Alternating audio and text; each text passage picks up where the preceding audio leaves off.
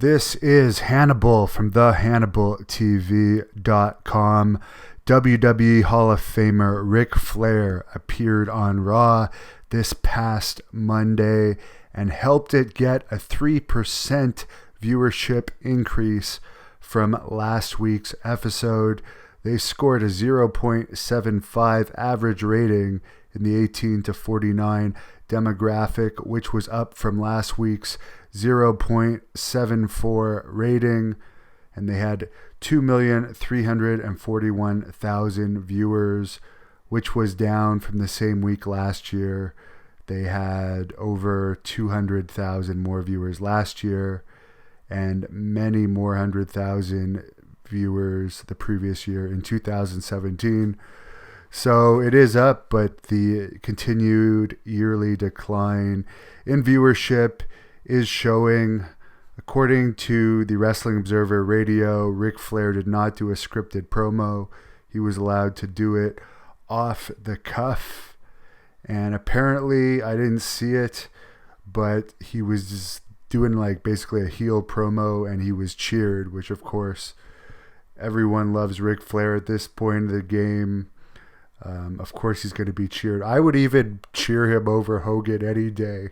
They have Hogan doing the babyface team here at the upcoming Crown Jewel, which is the whole reason why Flair's coming back. I can only imagine the lawsuit must have been settled or some kind of agreement must have been made, because it's unusual for companies to use a talent that's actively suing them. Cain Velasquez also had a segment on Raw, which wasn't very good. I actually hadn't seen it live. I only heard about how bad it was. So I actually looked it up to watch it myself. And he did a segment with Shelton Benjamin where he tried to do some ground and pound. And it looked like he was trying to protect Shelton Benjamin way too much. Also, it's been reported, and I agree with this after watching it, the crowd was absolutely dead during this segment. So that must be a disappointment from the standpoint that they're paying him a lot of money to be a new main event wrestler. But the issue is he doesn't have much experience, as we saw with this ground and pound thing with Shelton Benjamin. The same thing with Tyson Fury when they had him a few weeks ago, missing people by almost a foot with punches, and they're still bumping for that. That's the problems you have when you use people that have very little training to try and pop viewership, or maybe at the request of the Saudi Arabian government in some cases. Apparently WWE had a float in a parade in Saudi Arabia this week.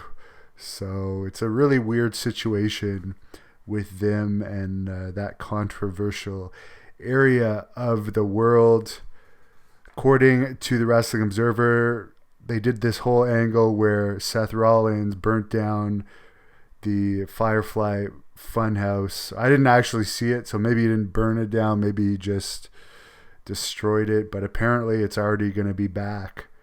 They're already bringing it back, so I don't know what the whole point was of doing a thing where it was destroyed if it's only going to be brought back soon after.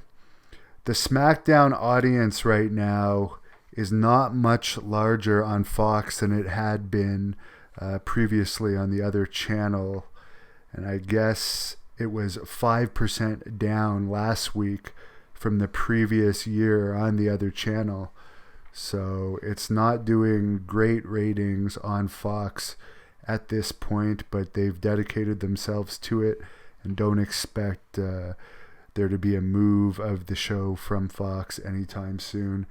I had some fans ask me why I took down the video of Harry Davey Boy Smith Jr., who is the current The Hannibal TV heavyweight champion, explaining in a shoot interview with one of my reporters, Garbami,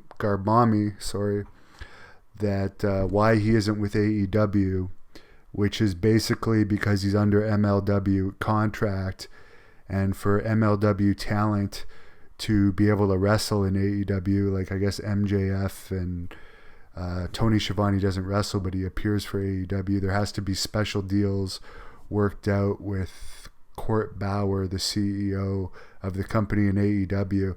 I've had conversations with Ted Hart myself where Ted has told me he's in the same situation, which is why you haven't seen those two on AEW. But I guess I was surprised at this. It hadn't even been up an hour, and I guess Court Bauer had felt that Davey Boy Smith Jr. had said something derogatory about the company by explaining that in the video, which he didn't at all. All he did was explain the situation of why he's not in AEW. He indicated he would like to be in AEW, but he couldn't because of the contract.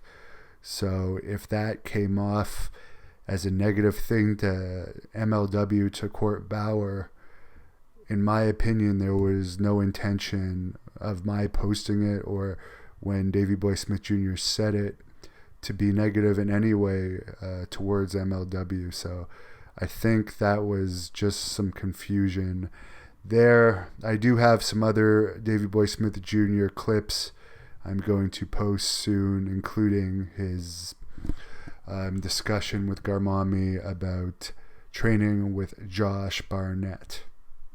So that's all the news for today. It wasn't a big news day. I'll check in with you guys tomorrow.